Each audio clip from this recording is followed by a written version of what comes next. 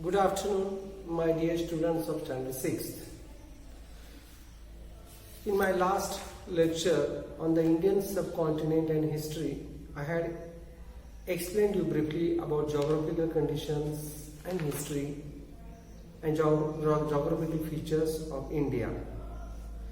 Now, as it was mentioned that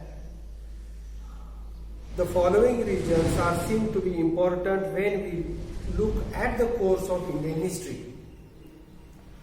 We have to begin with the Himalayas. The Hindu Kush as well as the Himalaya ranges have created an impenetrable wall on the northern side of the Indian subcontinent. The Hindu Kush mountain as well as the Himalaya mountain ranges have created an impenetrable wall. It is difficult to cross the wall of these mountains. It is located on the northern side of the Indian subcontinent. The wall of the Hindu Kush as well as Himalaya ranges have separated the Indian subcontinent from the deserts of Central Asia. But there is a land route through the Khyber and Bolan passes in the Hindu Kush mountains. There is a land route. Though it is difficult to cross the mountain ranges of the Hindu Kush as well as the Himalayas, there is a land route through the Khyber and Bolan passes, and the Khyber and Bolan passes are located in the Hindu Kush mountains.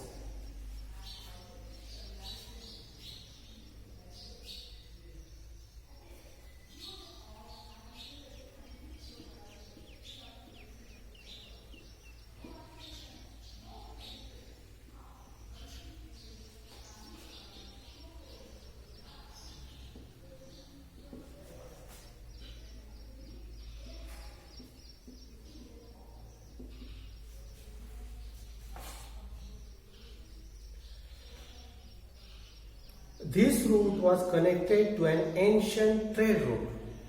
So, the Khyber as well as Bolan passes is a trade route. Means, trade is carried through the passes of Khyber and Bolan. It is an ancient trade route. The trade route from China passed through Central Asia and reached Arabia. There was a trade route from China and it traveled from Central Asia and finally it reached to Arabia. This trade route is known as the Silk Route or Silk Road.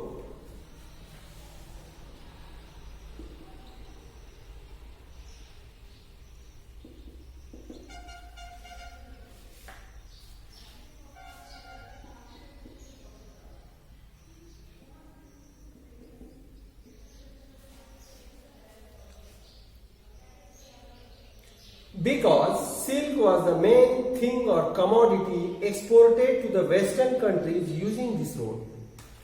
Why this route is known as Silk Route or Silk Road? Because silk was the main commodity. Silk was the main goods. Silk was the main thing to purchase and sell through this route. So it is known as the Silk Route. The route through the passes was used by many foreign invaders. This route was used by many foreign invaders. Invader means rulers who used to attack the territories of other kings and queens. They were known as invaders. And those foreign invaders made use of this Silk Route to enter ancient India. Through the Silk Route, the foreign invaders entered India. Many foreign travelers also came to India by this route. So invaders as well as travelers came to India through this Silk Route.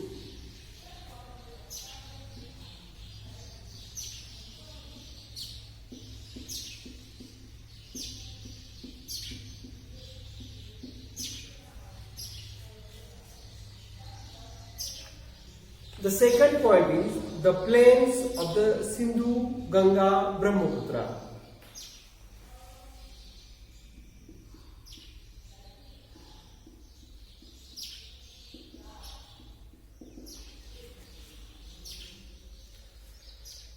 This region of the plains of the Sindhu, Ganga, Brahmaputra is based on the basins of the three big rivers. This region is consisted of three big rivers, and those three big rivers are Sindhu, Ganga, Brahmaputra and their tributaries.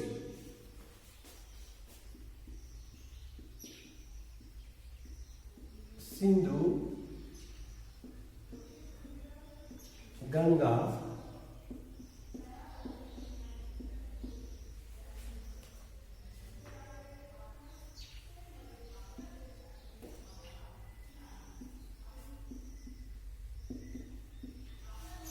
Sindhu, Ganga and Brahmaputra and their tributaries.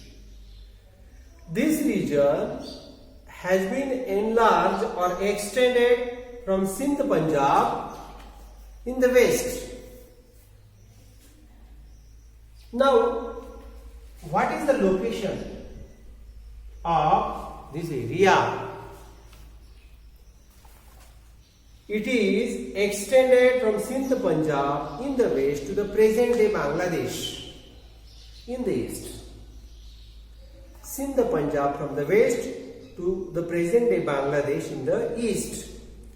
It was in this region that the earliest Indian civilization of Harappa and the later states and empires of ancient India emerged. This is the region, this is the area where the earliest Indian civilization of Harappa and the later states and empires of ancient India came up. The earliest Indian civilization.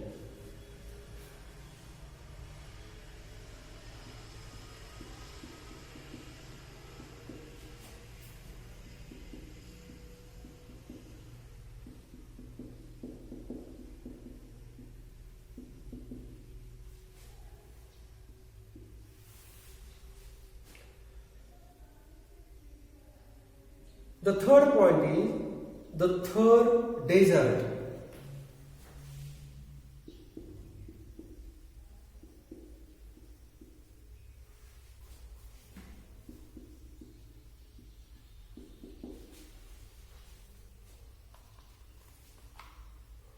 The Thar Desert extends or spreads across Rajasthan, Haryana and some parts of Gujarat.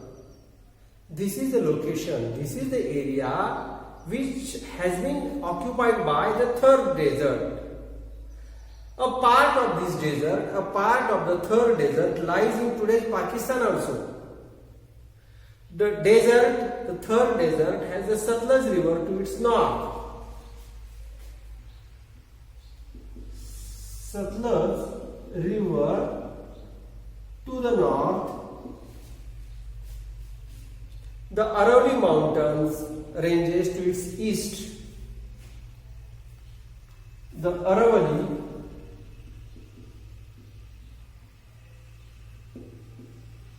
Mountains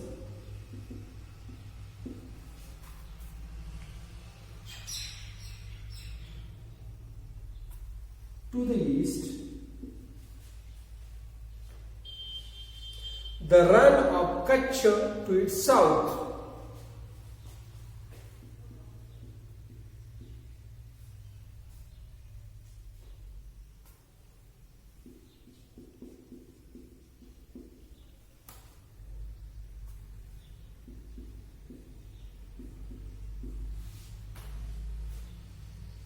And the Indus River to its west.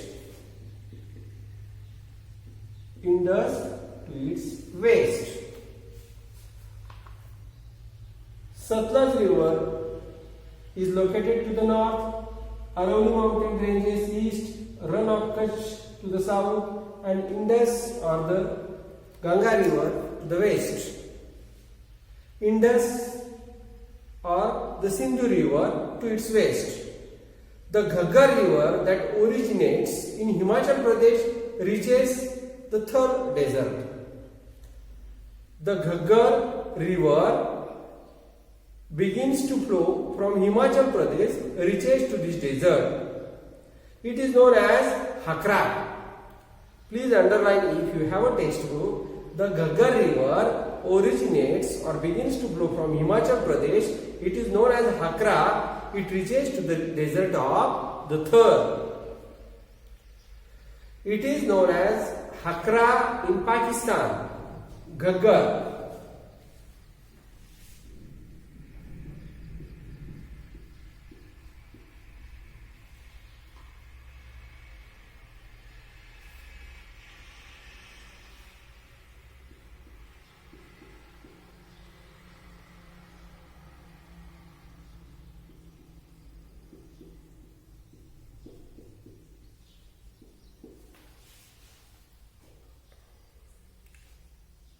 Its course in Rajasthan and Pakistan has now dried up. The course of water, the course of Hakra, in short, the course of the Ghaggar River has been dried up. It means there is no water. Many sites of the Harappan civilization are situated along the now dry course of the river. The course of river is dry. The course of the Hakra River is dry. But many sites, many places of the Harappan civilization are situated along this dry course of the river. The fourth one is the Deccan Plateau.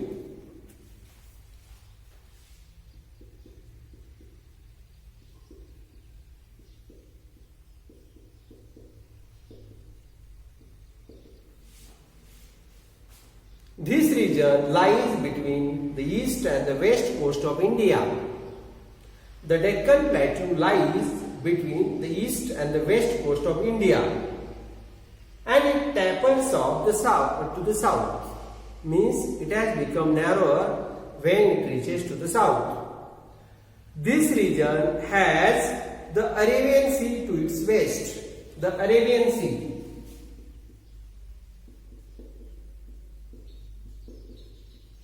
The Arabian Sea is located to the west. The Indian Ocean is located to its south. The Bay of Bengal, the Bay of Bengal to its east. Look here, the Deccan Plateau lies between the east and the west coast of India. The Arabian Sea is located to the west, the Indian Ocean to the south, and the Bay of Bengal to the east.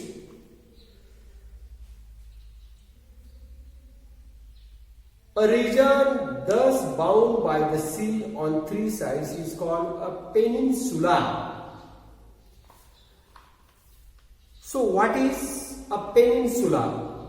A region thus bound by the sea on three sides. So the Deccan Plateau is bound by the sea on the three sides. So it is also known as peninsula.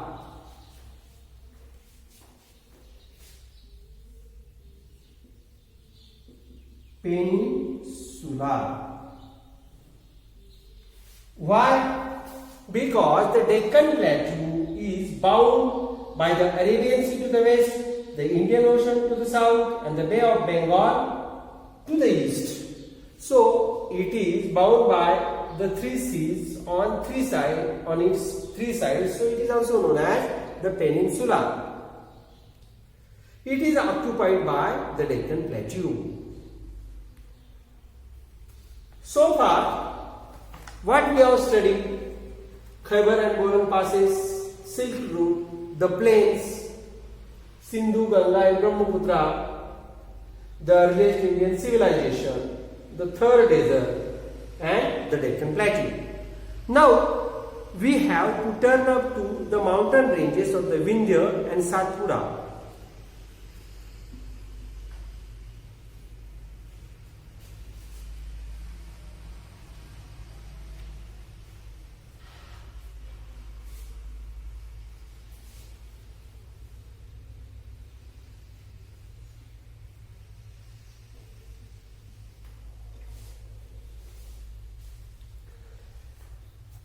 The mountain ranges of the Vindhya and Satpura are located to the north of the Deccan Plateau.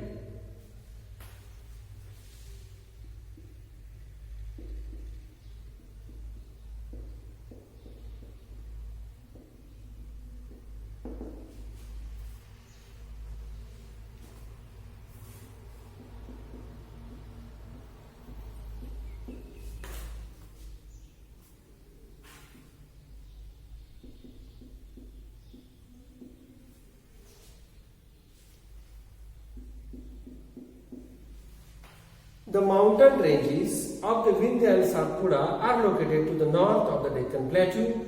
The Sahyadri mountain ranges are to its west. Sahyadri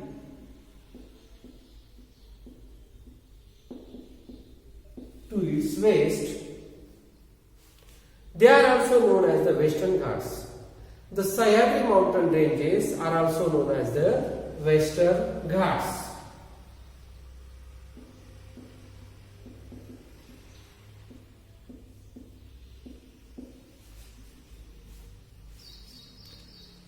To the west of the Sahyadris is the coastal region of Konkan and Malabar. The mountains on the eastern side of the Deccan Plateau are known as the Eastern Ghats. The mountains on the eastern side of the Deccan Plateau are known as the Eastern Ghats.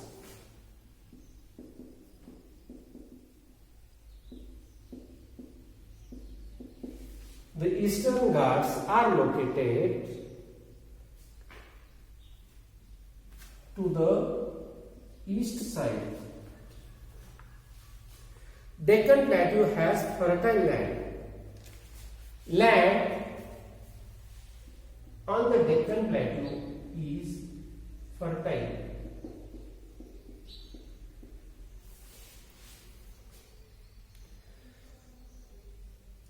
Where many post-Harappan agrarian cultures flourished.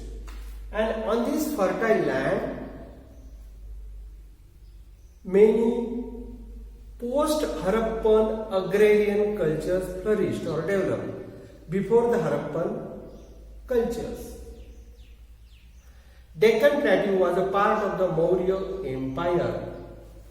This Deccan Plateau was a part of the Maurya Kingdom or Empire.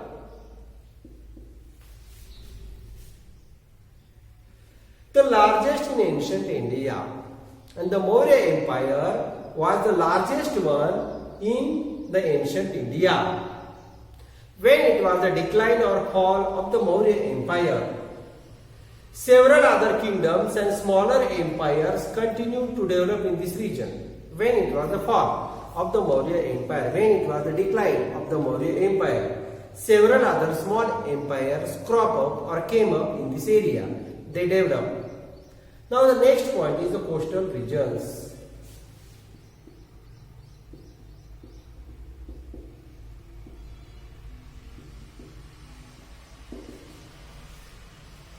From the time of the Harappan civilization, ancient India had trade relations with the Western countries. When it was the time of the Harappan civilization, means the Indian government had established trade relations with the Western countries. Trade with the West. Trade with the West. This trade was carried on by sea.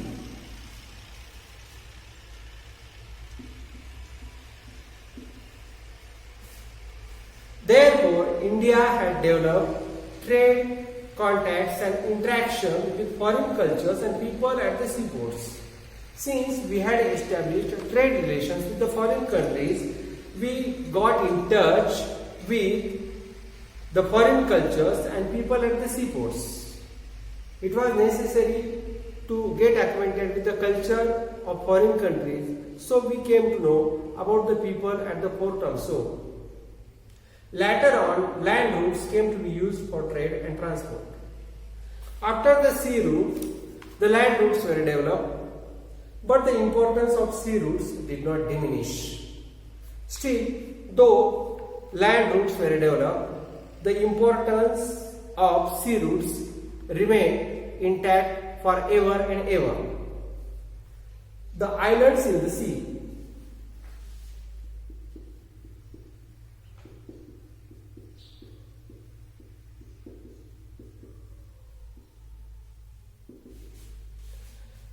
The islands in the sea. Andaman and Nicobar are the Indian islands in the Bay of Bengal. Andaman and Nicobar.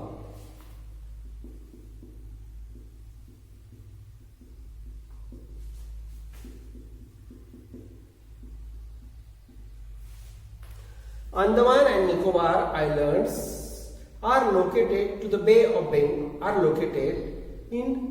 Bengal. Lakshadweep is a group of Indian islands in the Arabian Sea. The location of these islands may have been important in ancient sea trade. The location of Andaman, Nicobar and Lakshadweep is very important in an ancient trade. The manuscript Periplus of the Erythraean Sea or Handbook of the Red Sea. There is one manuscript published. Manuscript means handwritten data of a book. So, name of this manuscript is Periplus of the Erythraean Sea or Handbook of the Red Sea. It makes a mention of Indian islands. So, where these Indian islands have been mentioned? Where the mention of Andaman, Nicobar and Lakshadweep Islands have been made, we find it in a book. The name of the book is Periplus of the Erythraean Sea or Handbook of the Red Sea. It has been written by an unknown Greek sailor. Handbook of the Red Sea. Handbook of the Red Sea. It is written by an unknown sailor.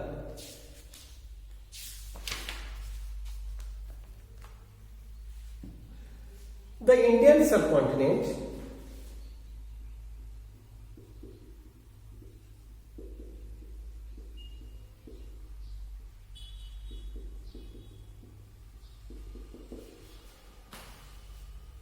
the cities of Harappa and Mohenjo-daro are in today's Pakistan. If there is a question about the location of Harappa and Mohenjo-daro, the answer is the location of these two cities is found in Pakistan. Harappa and Mohenjo-daro are the cities located in Pakistan. Afghanistan, Pakistan, Nepal, Bhutan, Bangladesh, Sri Lanka and India together form the region known as South Asia. So, which countries are parts of South Asia? Afghanistan, Pakistan, Nepal, Bhutan, Bangladesh, Sri Lanka and India are forming the region known as South Asia.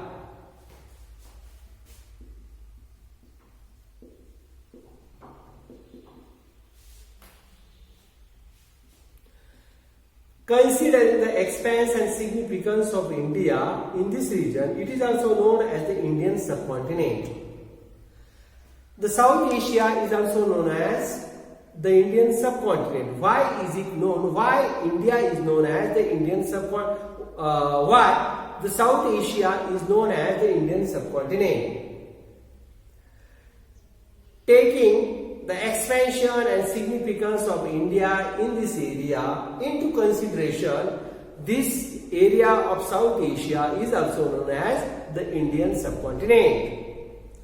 The Harappan civilization had spread mainly in the northwestern part of the Indian subcontinent.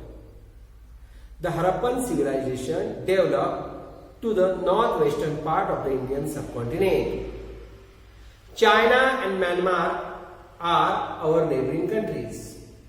They are not a part of South Asia or the Indian subcontinent. However, they had cultural and trade relations with ancient India. China and Myanmar, our neighboring countries, are not a part of South Asia. China and Myanmar are our neighboring countries, but they are not a part of South Asia.